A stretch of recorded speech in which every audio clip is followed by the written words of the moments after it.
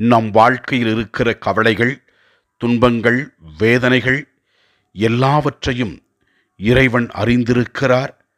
நமக்கு தேவையான ஆசீர்வாதங்களை அவர் என்றும் கொடுக்க தயாராக இருக்கின்றார் என்று 1 பேதுரு 5:7 கூறுகின்றார்.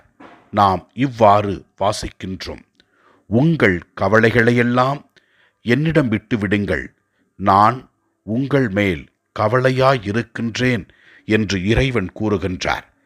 பெற்ற தாய் தன் குழந்தையை ஒருபோதும் மறப்பதில்லை.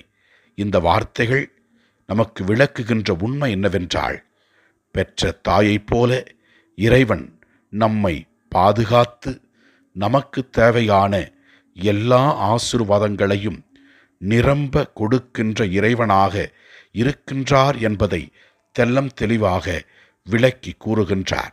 ஆண்டவரை அறிந்து கொண்டு ஆண்டவரின் வார்த்தைகளை நாம் பின்பற்றி இறைவனுக்கு ஏற்றவர்களாக நம் சொல்லாலும் செயலாலும் வாழும் பொழுது இறைவன் நம்மை நிறைவாக ஆசீர்வதிப்பார். ஆண்டவரை நோக்கி நமக்காகவும் நம்மோடு வாழ்கின்ற மக்களுக்காகவும் நாம் ஜெபிப்போம்.